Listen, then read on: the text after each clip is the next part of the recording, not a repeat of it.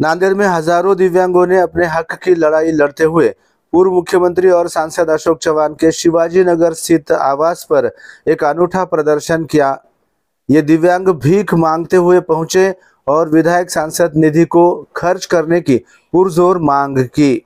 सकल दिव्यांग संगठन द्वारा आयोजित इस मोर्चे में संगठन के अध्यक्ष राहुल साल्वे के नेतृत्व में दिव्यांगों ने आरोप लगाया कि विधायक और सांसद उनके लिए आवंटित लाखों रुपयों की निधि का उपयोग नहीं कर रहे हैं। इस वजह से दिव्यांगों के पुनर्वास में भारी बाधा आ रही है और उन्हें छोटे मोटे व्यवसाय शुरू करने के लिए आवश्यक वित्तीय सहायता नहीं मिल पा रही है। प्रदर्शनकारियों का कहना था कि सरकार द्वारा दिव्यांगों के लिए विभिन्न योजनाएं चलाई जाती है और फंड भी दिया जाता है, लेकिन स्थानीय सांसद और विधायक इस फंड को सालों से खर्च नहीं कर रहे हैं, जिससे ये योजनाएं दिव्यांगों तक नहीं पहुंच पा रही है। ओम होटल से शुरू हुआ ये भीख मांगो आंदोलन भीख मांगते हुए अशोक चव्हाण के घर तक पहुंचा। इस मोर्चे में हजारों दिव्यांगों ने हिस्सा लिया, जिसमें संगठन के अध्यक्ष राहुल साल्वे और कई अन्य प्रमुख सदस्य मौजूद थे। दिलचस्प बात ये रही कि पूर्व विधायक और कांग्रेस के जिलाध्यक्ष हनुमंत पाटिल बेटमोगरेकर ने सांकेतिक रूप से 1001 रुपए की भीख सांसद विधायकों को दी। वहीं आम नागरिकों ने भी 1 रुपए से लेकर 20 रुपयों तक के सिक्के देकर अपना समर्थन व्यक्त किया।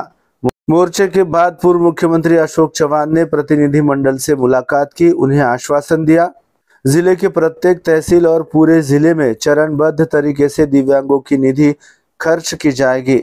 उन्होंने ये भी कहा कि उन्हें अभी तक प्रशासन से कोई आधिकारिक पत्र नहीं मिला है, लेकिन वो प्रशासन से चर्चा कर जल्द ही दिव्यांगों के मुद्दों को हल करेंगे। ऐसी जानकारी राहुल साल्वे ने MCN हिंदी न्यूज को दी।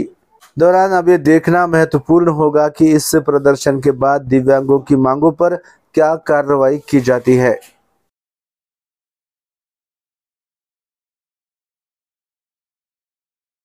आज खरं म्हणजे सकल दिव्यांग संघटनांच्या वतीने नांदेड शहर तथा नांदेड जिल्ह्यातील आमदार खासदारांच्या घरावर आक्रोश मोर्चा काढून आंदोलन करण्यात आलं, भीक मागो आंदोलन। याचं कारण म्हणजे MP लॅड्स मधला दिव्यांगांचा राखीव जो निधी आहे दरवर्षीचा 30 लाख रुपये हे खासदार महोदयांनी दरवर्षी खर्च करणं बंधनकारक आहे।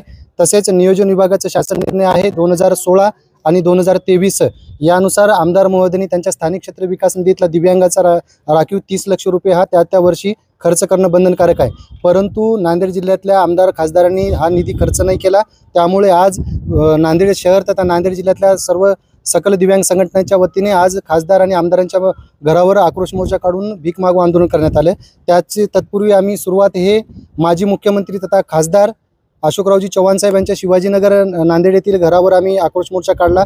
याचं कारण म्हणजे माजी मुख्यमंत्री असताना तसेच विद्यमान आमदार त्यावेळेस त्यांनी असताना, कारण हा निधी जो आहे हा निधी आजपर्यंत अखर्चित आहे। दुर्दैव एवढं कळलं की माजी मुख्यमंत्री तथा खासदार अशोकराव चव्हाण साहेबांना जिल्हा नियोजन विभागाचं पत्र अद्याप प्राप्त झालं नाही असं आम्हाला कळलंय। खेदाची बाब वाटली। माननीय जिल्हाधिकारी महोदयांच्या स्वाक्षरीने ते पत्र होतं।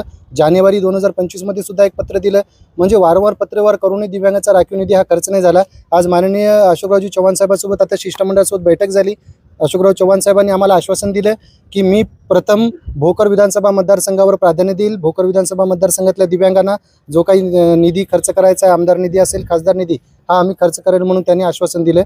त्यांनी जसं आश्वासन दिलं मार्च पूर्वी हे खर्च व्हायला पाहिजे, तसं तर आम्ही आज 15 जून 2025 ते 31 मार्च 2026 पर्यंत आम्ही प्रत्येक आमदार खासदारांच्या घरावर आम्ही आक्रोश मोर्चा काढून भीक मागो आंदोलनासह विविध तीव्र स्वरूपाचे आंदोलन करण्याचा आम्ही इशारा दिलेला आहे। तसेच हा निधी जर खर्चच नाही झाला तर येत्या स्थानिक स्वराज्य संस्थांच्या निवडणुकामध्ये एकाही विद्यमान पक्षाचे असतील किंवा विरोधी पक्षातले असतील, आम्ही कुठल्याही माजी मंत्री असेल किंवा विद्यमान मंत्री असेल, मुख्यमंत्र्यांसह प्रधानमंत्री असेल, केंद्राचे कुठले असेल, आम्ही त्यांना इथे कुठले सभा वगैरे होऊ देणार नाही। आम्ही त्यांच्या सभा सगळं उधळून लावू। आम्ही त्यांना काळे झेंडे दाखवून आम्ही त्यांचा निषेध करून आम्ही त्यांना इथं कुठली सभा होऊ देणार नाही।